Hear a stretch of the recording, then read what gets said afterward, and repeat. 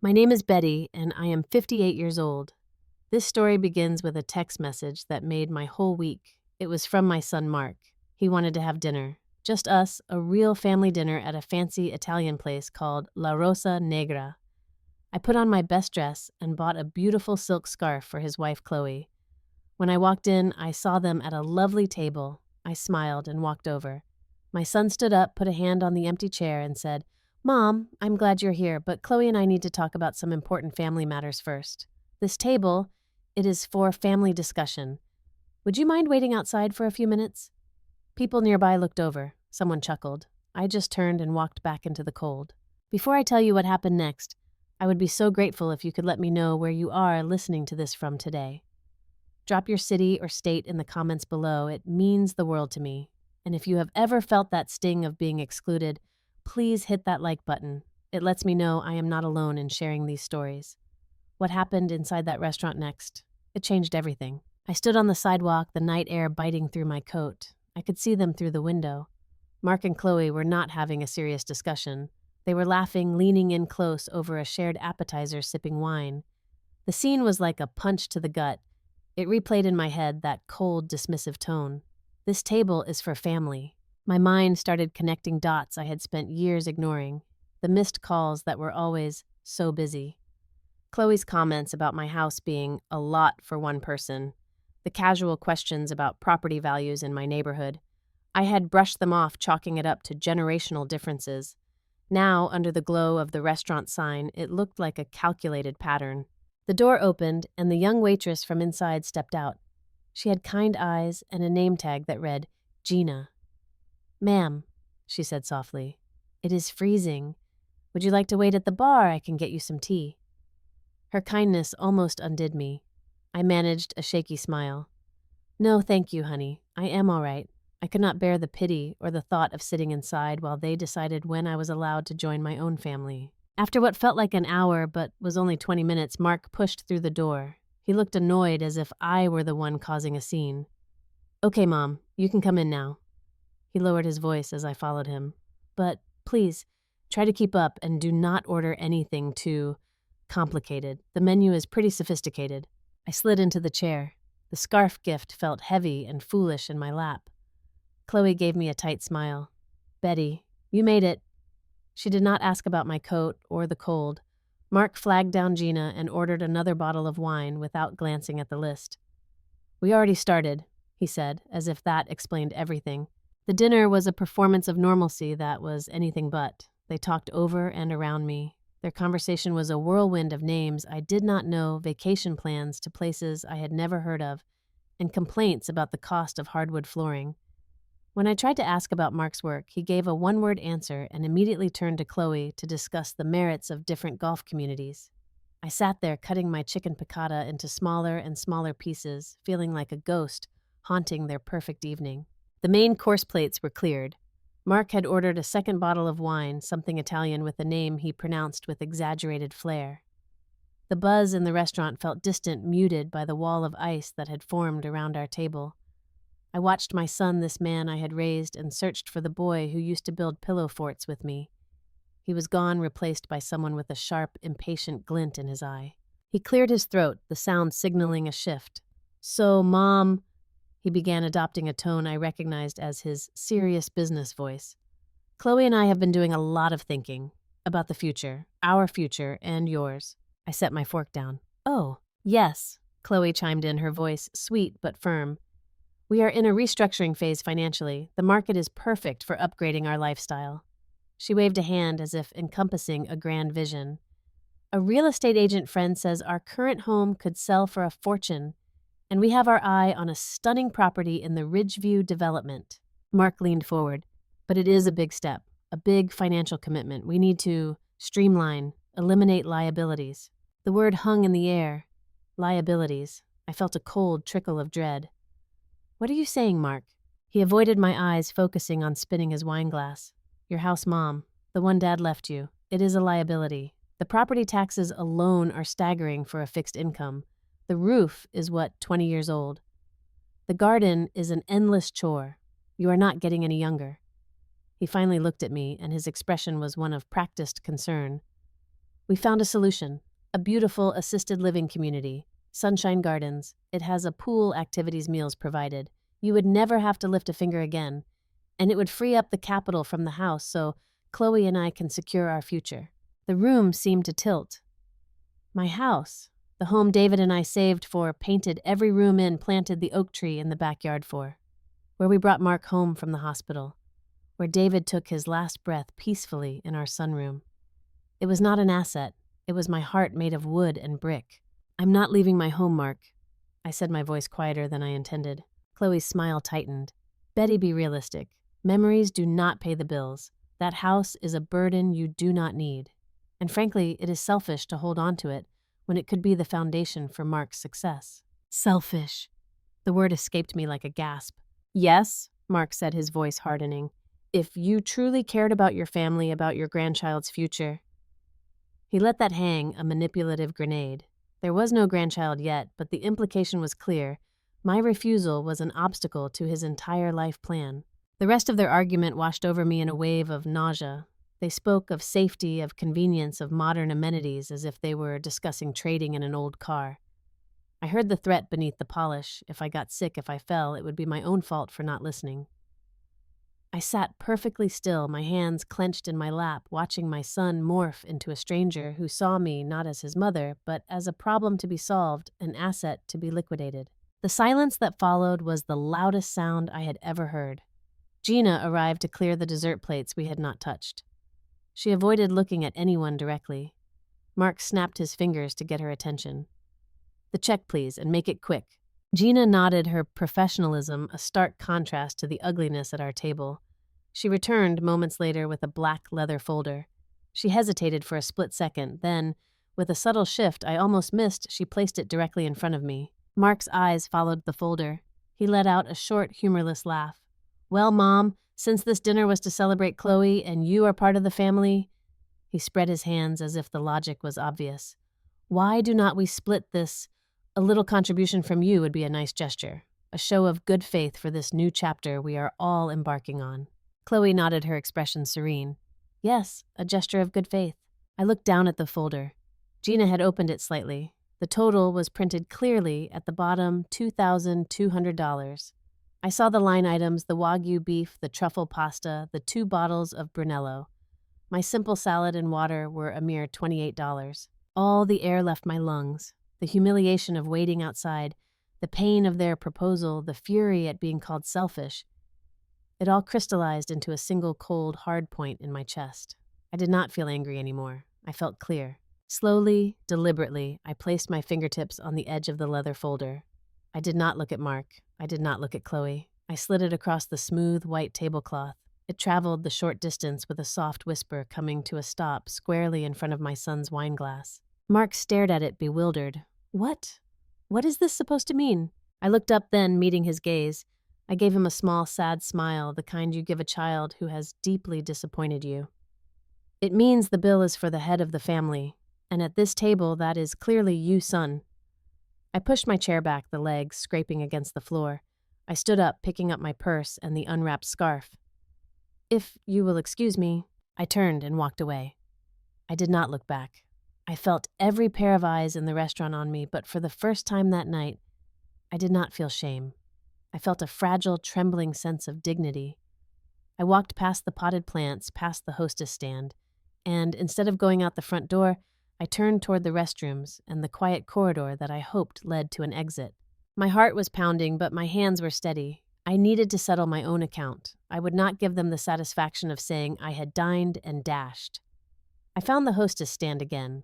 A distinguished-looking man in a dark suit was speaking softly with the hostess. "Excuse me," I said, my voice surprisingly firm. "I need to speak with the manager, please." The man in the suit turned. "I am the manager, Armand. How may I assist you, madam?" I took a steadying breath. "My name is Betty. I was seated at table 14. There has been a misunderstanding. I will be leaving separately. I need to pay for my own consumption, 1 house salad and 1 sparkling water. I require a separate check, please." Mr. Armand's eyes flickered over my shoulder toward the dining room, then back to me. His expression was inscrutable, but he gave a single courteous nod. "Of course, madam. 1 moment." He spoke to the hostess, who typed quickly into her system. While I waited, I did something I should have done years ago. I took out my phone. I went to my contacts, found Mark, and with a tap, blocked his number. I did the same for Chloe. A simple digital severance. It felt like cutting a taut, painful wire. Gina appeared with a small slip of paper. "Here you go," she whispered, handing it to me. $28 even. As I handed my card to Mr. Armand, Gina added so softly, only I could hear, "Good for you." I signed the receipt, took my copy, and felt a weight lift. I was square with the house. I owed them nothing. As I turned to find a side exit, a voice deep and familiar stopped me in my tracks. "Betty, Betty, is that really you?" I turned. Emerging from a doorway marked private was a man I had not seen in 3 years, not since David's funeral. His hair was grayer, his frame a little softer, but the kind, intelligent eyes were the same. Franklin, David's best friend since college, the man who had given the eulogy that made everyone cry and then laugh through their tears. "Franklin," my voice broke. He closed the distance in 2 strides and wrapped me in a hug. It was not a polite hug. It was the full bear-like embrace of someone who had shared a lifetime of memories. For a moment, I let myself sink into it, the first genuine human contact I had felt in months. He held me at arm's length, his face etched with concern. "I was watching on the monitor from my office. I thought it was you, but I could not believe what I was seeing. That boy." He shook his head, a storm of disappointment in his eyes. Franklin owned La Rosa Negra. This was his kingdom. He guided me gently through the private door and into a cozy, book-lined office. "Tell me everything, Betty, from the beginning." And I did. The words tumbled out, the distant years, the text message, the hope, the wait, outside the talk of liabilities and assisted living. The $2,000 bill and my silent, sliding retaliation. When I finished, I was drained but dry-eyed. Franklin listened, his fist clenched on the desk. "David would have torn him a new one," he said, his voice thick. He took a deep breath, his business mind taking over. "All right, he wants to play hardball with family. Let's see how he handles a real game." A shrewd light came into his eyes. "That bill will be a problem for him. He lives on credit and appearances. He will try to weasel out of it." He picked up his desk phone. "Armand. The gentleman at table 14 is about to have an issue with his check. Handle it by the book. No discounts, no compromises. And when he protests, give him the envelope from my drawer. Yes, that one." He hung up and looked at me. Let him sweat, and let him remember who his father was. From Franklin's office on a small security monitor, I watched the final act. Mark was waving the bill in the air, his face red. Chloe looked panicked. Mr. Armand stood a calm, immovable statue. We could not hear the audio, but the scene was clear. Mark's bluster met Armand's unflappable professionalism. Mark gestured toward the door, presumably claiming I was responsible. Armand shook his head. Then Armand took a small, cream-colored envelope from his jacket and handed it to Mark. Mark ripped it open. He pulled out a photograph. Even from the grainy monitor, I could see it David young and smiling, his arm around Franklin in front of a pizzeria that was Franklin's first business. Perched on David's shoulders was a little boy with a gap-toothed grin, Mark, around 5 years old. Mark's shoulders slumped. He stared at the photo for a long time. Chloe tried to look at it, but he pulled it away. He took out his wallet and put a credit card on the table. Defeat was in every line of his body. He had been seen not just by me, but by the ghost of the father he was dishonoring. I looked away. There was no victory in it, only a profound, aching sadness. "Thank you, Franklin," I whispered. "Go home, Betty," he said, squeezing my shoulder. "Lock your doors. Change your locks if you have to, and call me tomorrow. We are having lunch." I did go home. To my house, my liability. I walked through every room, touching the walls David and I had painted, the banister Mark had slid down as a boy. It was not a burden. It was a testament. I slept more peacefully that night than I had in years. The confrontation came 3 days later. He came pounding on my front door just after dawn. I opened it, but left the screen door locked. His eyes were bloodshot, his hair unkempt. "How could you?" he spat. "Humiliating me like that, aligning with some stranger against your own flesh and blood." I stood very still. "Franklin is not a stranger. He is the man who helped your father build the life that paid for your education. He is more family than you have been to me in a decade." He raged, then a torrent of blame for his financial stress, for Chloe's disappointment, for ruining his chance at the Ridgeview house. The mask was fully off, revealing the petulant core. When he paused for breath, I spoke my voice low and even. Mark, you listen to me. This is my home. I am not leaving. If you ever speak to me again about assisted living or try to pressure me about this house, I will call my lawyer and have a new will drawn up that afternoon. You will inherit nothing but my forgiveness if you are lucky. And if you show up here like this again, I will not hesitate to call the police. Do you understand? The color drained from his face. The financial threat, the real one, finally registered. The inheritance he had clearly been counting on was in jeopardy. His bluster vanished, replaced by a bewildered panic. Then something else broke. His face crumpled. He started to cry, messy, ugly sobs. I am sorry, Mom. I am so sorry. It is just the pressure. Chloe, everyone expects things. I felt a pang, the old maternal instinct to soothe, but I hardened my heart. His pain was real, but so was mine. Your apology is accepted, I said, not unlocking the screen. But trust is earned. You have a lot of work to do, not for me, but for yourself. Do not contact me until you have figured out who you really want to be. I closed the solid oak door. I leaned against it, listening to his muffled cries, then the sound of his car starting and driving away. A deep, seismic sorrow shook me, followed by an immense, quiet calm. That was 8 months ago. The journey since has been one of quiet, deliberate rebuilding. I joined a community garden plot. My hands, which had felt useless, learned to nurture tomatoes and fragrant herbs. I met women there, Margot, a retired teacher, and Lena, who used to be a potter. We share coffee and cuttings, not burdens. I finally signed up for the painting class I had always talked about with David. The first time, I made a mess of colors on the canvas. I cried. Now, I lose hours in my sunroom trying to capture the way the light falls on my oak tree. The house is no longer a museum to the past. It is a studio for my present. I had a locksmith come not out of fear, but for peace of mind. Franklin and I have lunch every other week. We talk about David, about business, about nothing at all. He reminds me of who I was when I was loved without condition. Last week, a card arrived with no return address. It was a simple blank card. Inside, in Mark's handwriting, it said, I am in therapy. It is hard. I am sorry, Mom. I have not replied. I placed it on the mantel next to a picture of David. It is a start, perhaps, but the timeline for any reconciliation is mine to set now. I learned that sometimes the most powerful thing you can say is nothing at all. And the strongest action you can take is to walk away from a table that was never set for you in the first place.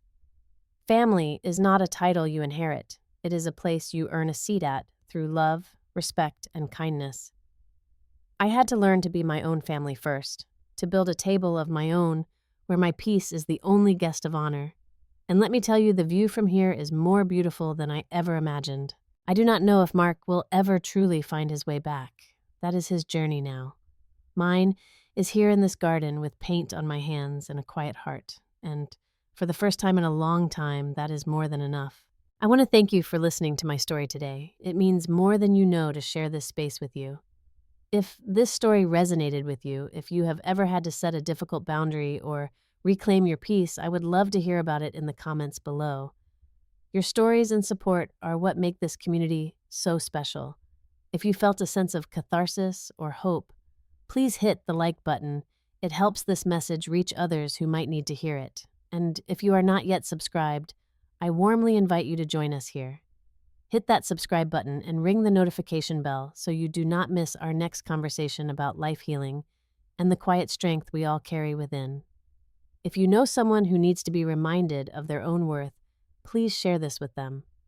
Until next time, be gentle with yourselves and remember you are always worthy of a seat at your own table.